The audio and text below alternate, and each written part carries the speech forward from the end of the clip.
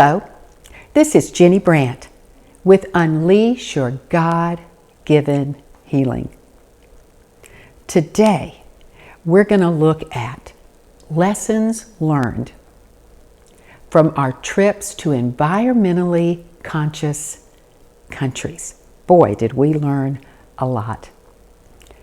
15 years ago, I traveled to Hong Kong and different parts of China on a mission trip. On the long flight, I grabbed a National Geographic Magazine from the Singapore Airlines stewardess. I quickly unfolded the inserted map, which showed the most environmentally conscious countries in the world to the most polluted countries in our world. The countries pictured in black, the most polluted, were clearly China and India. No surprise there.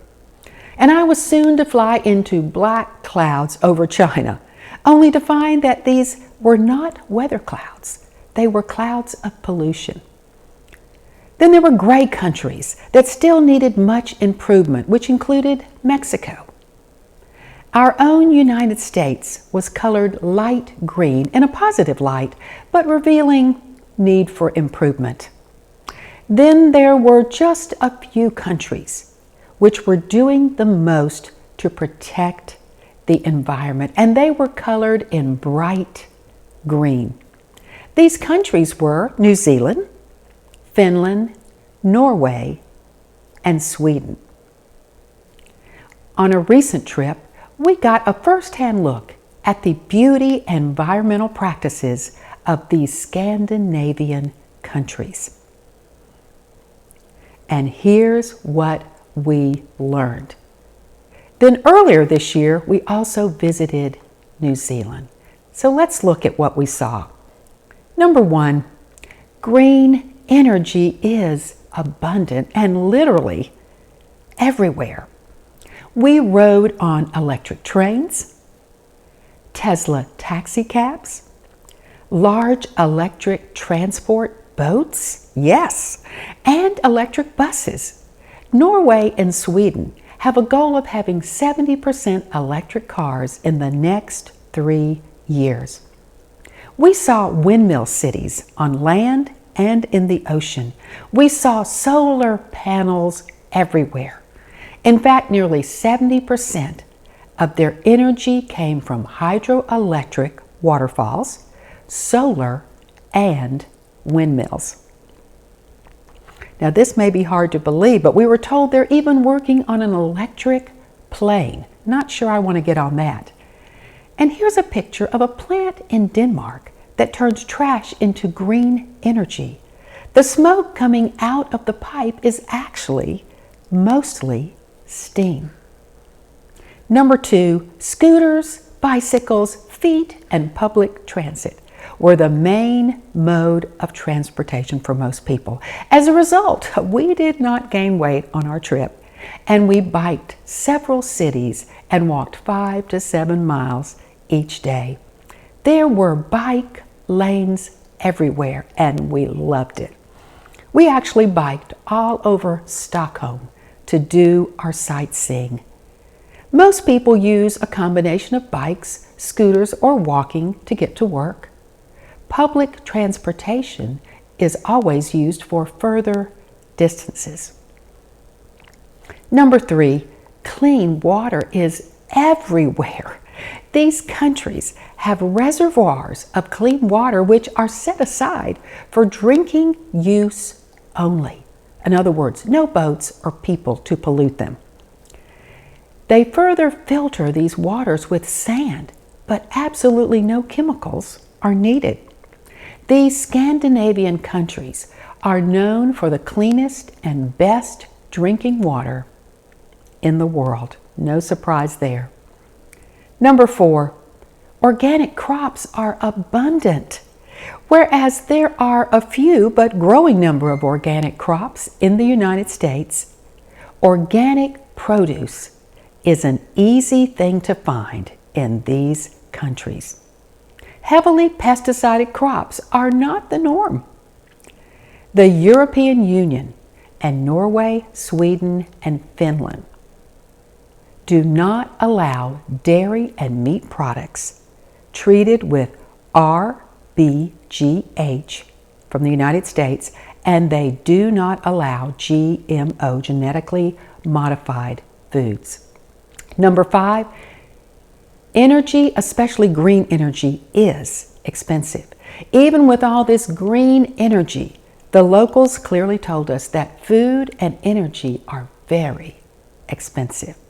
We experienced the food part, yes, when my husband ordered a simple hamburger plate for $35. Wow. Even though Norway is also one of the top 10 producers of oil in the world, oil and gas prices were equivalent to $10 per gallon. Yikes. And we thought it was bad, $3 to $5 a gallon here. Well, now that never looks so good. Many Scandinavians are concerned about the cost of heating their homes in the wintertime, and they do have severe winters. We love the clean air, clean water, and the beautiful scenery. But the cost of living, yes, it was very high. We envied the abundance of bike paths and efficient public transportation. These countries could survive an oil crisis because of all their electric cars, green energy, and public transportation systems. We are not set up for these things in this way in the United States. We definitely need to look at this carefully. Although I envy their clean energy, bike paths, and clean water, I could never survive a long winter in one of these Scandinavian countries. I guess I'm just a sissy. We certainly could learn much, though, from these countries. They also have the huge amounts of landmass to make this work. Their landmass is 5 times the landmass of South Carolina with the same population. And this allows them to have those clean reservoirs that are only used for drinking water. I have no problem with moving towards green energy. I do believe it is better for us because of less pollution, but it can't be forced, and it can't be done overnight. We must continue to work on these green energy ideas to make them more efficient and more affordable. The transition must be gradual and not strangle our economy, and we need to have many sources of energy. Change will take time.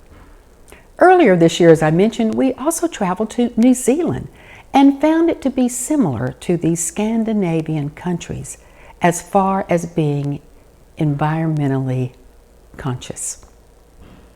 How many of you have traveled to these environmentally conscious countries?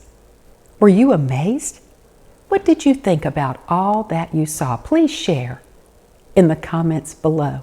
And I must add this. We just recently, after our lawnmower died, bought an electric lawnmower. And you know, the advantages are this. Yes, it was expensive. That's a disadvantage. But the advantages are this. My husband doesn't have to mow the lawn and breathe gas fumes.